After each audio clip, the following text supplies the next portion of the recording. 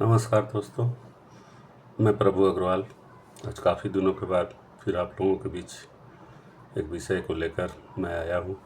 अभी जैसे पिछले काफ़ी दिनों से बंगाल और 5 राज्यों में हुए उपचुनाव इस चुनाव की चर्चा चल रही थी, लोक विधानसभा चुनाव की। सभी का रिजल्ट आ चुका है और लगभग सारी स्थिति स्पष्ट हो गई है।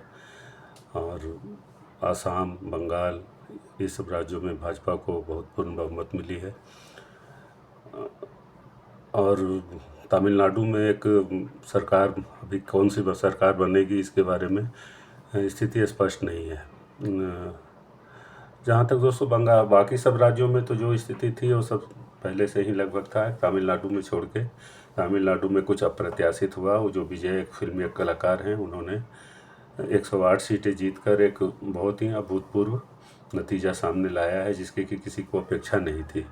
अब जहाँ तक बंगाल के चुनाव की बात है तो ममता दीदी का तो खैर वहाँ चमत्कार ही हो गया। भाजपा ने जैसा बहुत ही अप्रत्याशित रिजल्ट आया, जिसको कहा जाता है ना, no one in their wildest dream has assume that the BJP should get more than 200 seats. ये तो बहुत ही आश्चर्यजनक हुआ और ममता इस अपनी हार को पचा नहीं पा रही हैं। और ममता दीदी का जहाँ तक बात है, वो हम लोग उनकी काफ़ी इज्जत करते आ रहे थे पिछले 15 साल से। जैसे वो बंगाल में राज कर रही थी, उसके अलावा 30, 35, 40 सालों से जो उनकी राजनीति रही है वो काफ़ी संघर्षपूर्ण राजनीति रही है। उन्होंने वाम दलों की सरकार को उन्होंने उखाड़ फेंका, काफ़ी मेहनत किया और उनका जहाँ भी रहा है काफ़ी अच्छी राजनीतिक छवि उन्होंने बनाई है, जैसे भी हो, पक्ष में या विपक्ष में हो। लेकिन दोस्तों, ये पिछले 4-5 दिनों से जिस समय से उनको अपनी हार एकदम स्पष्ट नज़र आने लगी और जिस तरह का वो व्यवहार कर रही हैं, वो बहुत ही शर्मनाक और बहुत ही मतलब उनकी अपनी इमेज को बहुत ही ज़्यादा नुकसान पहुंचाने वाली है। और एक इतनी सीजन लीडर हो के वो जिस तरह का बचकानी हरकतें कर रही हैं, अभी तो जैसे उन्होंने 2 दिन से एक राग अलापना शुरू किया है कि मैं गद्दी नहीं छोड़ूंगी, हम हार नहीं मानूंगी, हम हारी नहीं हो। अरे कैसे हार मानोगी भाई? तुम जनादेश का इस लोकतंत्र में तुमको इतना भारी जनादेश तुम्हारे खिलाफ मिला है, तुम नहीं मानोगी, मैं रिजाइन नहीं करूंगी। इस तरह की बचकाना हरकतें ममता बनर्जी का देख के उनके लिए जो खास करके हम लोगों ने अब मैंने तो एक वीडियो भी बनाया था उनके समर्थन में कि किस तरह वो गरीबों के बीच में मसीहा के रूप में बंगाल में हैं और काफ़ी दिनों से राज कर रही हैं। और उनका जो जिस तरह का शासन रहा है, सबको साथ लेके चलने का, काफ़ी हम लोग उनकी तारीफ़ करते थे। लेकिन एक चीज़ जो अंडर करेंट बातें चल रही थी, वो आज उनके खिलाफ आई। उन्होंने लगातार एक वर्ग की उपेक्षा की, खास करके वो उनका जो तुष्टीकरण का नीति था कि वो खाली मतलब मुस्लिम तुष्टीकरण में बहुत हद से ज़्यादा उतर गई थी। अभी तो पिछले चुनाव के समय उन्होंने हद ही पार कर दी। वो मुस्लिम इलाकों में जाके बोलती थी कि मुसलमानों को, तुम्हें अल्लाह की कसम है, अगर तुमने भाजपा को कभी से वोट दिया तो समझ लो तुमको ये लगेगा, पाप लगेगा। तुमको किसी भी तरह से टीएमसी को वोट देना है, तुमको तुम्हारे भगवान की कसम, अल्लाह की कसम, जाके सबको बोलती थी। और खुद ही वो लगभग बुर्का के हिसाब से वो अपना सर ढक के रोज़ इफ्तार पार्टी में जाना, ये करना वो करना। तो दोस्तों देखिए, बंगाल एक ऐसा राज्य है कि वहाँ लोगों की सहन शक्ति बहुत सहन शक्ति है बंगालियों में। लेकिन जब वो सहन शक्ति पार कर जाती है तो फिर उसका कोई सीमा नहीं है, फिर उसको कोई रोक नहीं सकता। कोई उसका कोई बाढ़ हो, कोई सरकार हो या कुछ भी आप बना लो, लेकिन वो रोक नहीं सकते।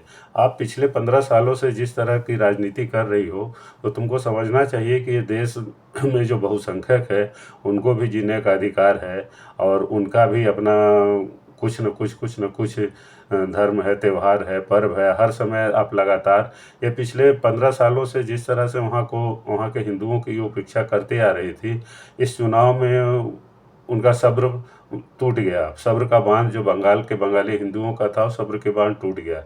इसीलिए हम लोग कहते थे कि ठीक है, जब तक वो लोग जागरूक नहीं होंगे और जब तक बंगाल के हिंदू जागरूक मतलब अपना वोट का इस्तेमाल सही दिशा में एकजुट होकर नहीं करेंगे, तब तक ममता को हराना मुश्किल है।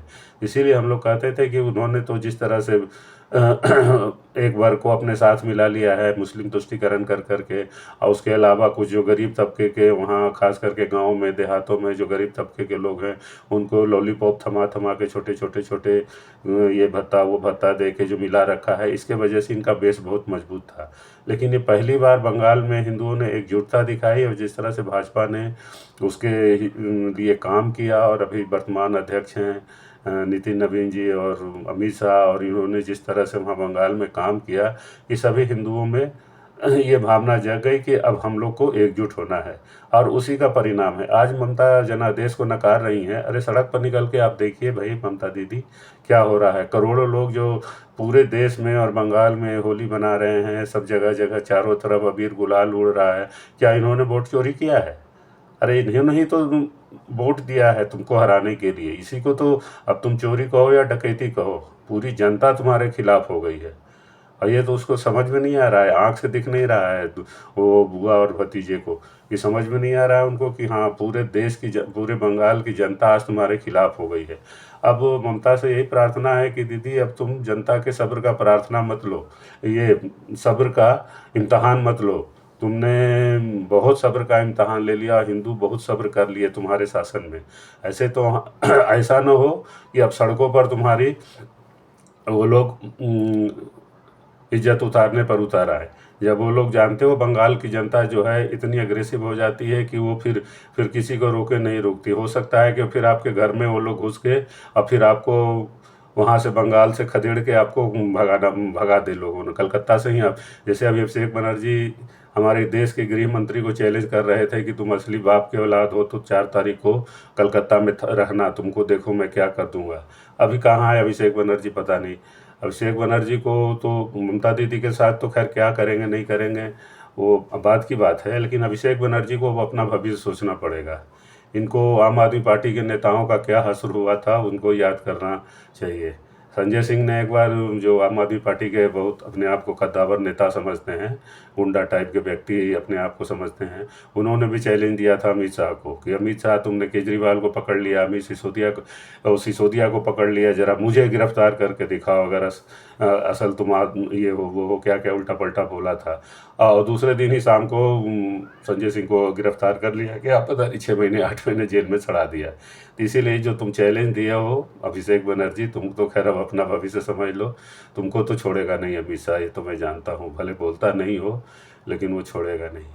तो बंगाल की जनता जब आपको नकार दी है, आप बुरी तरह चुनाव में हार गई हैं, तो एक समझदार सुलझी हुई नेता के हिसाब से आपको हार स्वीकार करना चाहिए और बोलना चाहिए ठीक है जनता ने हमें नकार दिया, मैं हार स्वीकार करती हूँ, फिर मैं आगे जी जनता के बीच में जाऊँगी, क्या हमारी कमियां थी उससे पूछूंगी, फिर उसके दूर करूंगी। भाजपा की शासन में अगर अच्छा चला तो ठीक, नहीं अच्छा चला तो मैं उनकी कमियां को निकालूंगी फिर से। तो क्या होता है चुनाव में तो AIDMK और DMK हर 5-5 साल के बाद बदलते रहते हैं।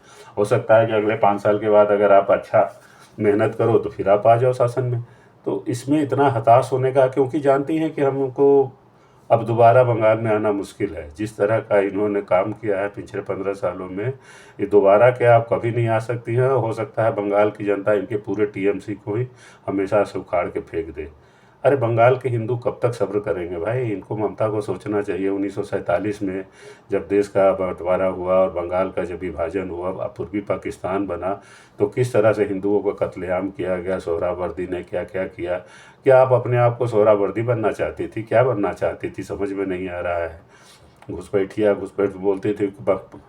चुनाव में इन्होंने बस इनका एक ही मजाक, जब भी कोई आते थे इनके प्रवक्ता टीवी पे बोलते थे एक भी घुसपैठिया पकड़ के मोदी ने नहीं दिखाया, एक भी घुसपैठिया बीजेपी ने नहीं पकड़ा।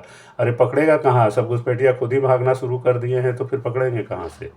और क्या होगा घुसपैठियों का वो तो अब समझ में आएगा ना। अगर वो रह गए बंगाल में और उनको चिन्हित कर लिया गया तो फिर क्या उनके साथ दुर्दशा होगी, सो उनको समझ में आएगा। तो ये दोस्तों, ये बंगाल के चुनाव का जो परिणाम था ये बहुत ही अप्रत्याशित था और किसी के भी उम्मीद नहीं थी, किसी को भी उम्मीद नहीं थी कि इस तरह का रिजल्ट आएगा। लेकिन जनता सर्वोपरि है, इसीलिए भारत के लोकतंत्र को पूरी दुनिया सलाम करती है और पूरी दुनिया इसका सम्मान करती है। लोकतंत्र से बड़ा कुछ भी नहीं होता है। और लोकतंत्र में जब चुनाव का परिणाम आ जाता है, इनको हर बार वोट चोरी लगता है। केरल में वोट चोरी नहीं हुआ, राहुल बाबा आराम से वहाँ जीत गए 100 सीट से ऊपर, तो वहाँ वोट चोरी नहीं हुआ। वहाँ टीवी के जीत गया तो वहाँ वोट चोरी नहीं हुआ। अरे कुछ समझ में नहीं आता है भाई। क्या इन लोग चाहते हैं? किसी न किसी दिन एक दिन ऐसा मौका आएगा कि इनका यही वोट चोरी के राग अलापने के कारण हो सकता है कभी बोला जाए चुनाव कमीशन के द्वारा कि आ जाओ फिर बैलेट पेपर पर ही चुनाव करा ले। अभी तो तुम 208 सीट से हारी हो, अभी हो सकता है बैलेट से चुनाव कराया जाए तो 250 सीट पर हार जाओगी। तो इन लोगों को समझ में नहीं आता, ये लोग जनता का अपमान करते हैं, लोकतंत्र का अपमान करते हैं, जितनी भी विपक्षी पार्टियां हैं। बाकी राहुल गांधी ने इस बार पूरे जीवन में पहली बार एक अच्छी बात बोली चुनाव में दौरान। हालांकि वो अधीर रंजन चौधरी का दबाव था, नहीं तो ये पता नहीं ये पागल बाबा क्या करता।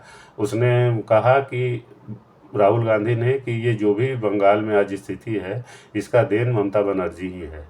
ध्रुवीकरण की शुरुआत आपने की, गुंडागर्दी की शुरुआत आपने की, टोलेबाजी की शुरुआत आपने की, और यहाँ जो कटमनी का क्या क्या धंधाबाजी जो बंगाल में चलता आपने की। आज उसी का परिणाम है कि भाजपा आपसे ऊपर लीड ले रही है और चुनाव जीत रही है। पहले राहुल गांधी ने ये कहा, उसके बाद वो हवा बनाया, और जब अब हार गई है ममता तो अब राहुल गांधी कह रहे हैं कि अब दीदी इस्तीफा मत दो। और ममता बनर्जी को भी सोचना चाहिए कि आप तेजस्वी से अभी सलाह ले रही हैं, और अ, ये अखिलेश यादव आपको सलाह देंगे। और तेजस्वी जिसके बाप का आपने लोकसभा में कभी चैन से बैठने नहीं दिया, हमेशा ये मजाक उड़ाती थी लालू यादव का। लालू यादव इनके सामने हिम्मत नहीं करते थे खड़ा होकर कुछ बोलने का। ममता बनर्जी इतनी अग्रेसिव लोकसभा में हुआ करती थी। आज उसका ही चवन्नी छाप नेता बेटा जो है इनको सलाह दे रहा है कि दीदी ऐसे करो, दीदी वैसे करो। अरे चुल्लू भर पानी में डूब मरो तुम ममता दीदी। क्या तुम अखिलेश यादव और तेजस्वी यादव का बात, तुम खुद समझदार हो और हिम्मत से काम तुमको लेना चाहिए। हार गई तो हार गई, अब उसके बाद फिर से वापस खड़ा होने का कोशिश करो। राजनीति में हर समय किसी का नहीं चलता, हर का एक वक्त आता है। अगर नहीं अब तुमसे होता है तो तुम छोड़ दो राजनीति। इस तरह से अपना जो बना बनाया इमेज क्यों धोने पर पड़ी हुई हो, मेरे समझ में नहीं आता। खैर दोस्तों, देखिए अभी अगले 2 दिन में और क्या परिवर्तन होता क्या क्या ये होता है डेवलपमेंट। लेकिन अब 9 तारीख को तो खैर भाजपा की नया सरकार बनेगी ही। और ये पागल में जैसे कि इन्होंने कहा सुधांशु त्रिवेदी ने कि ये बचकाना हरकत है, इसके करने से कुछ नहीं होगा।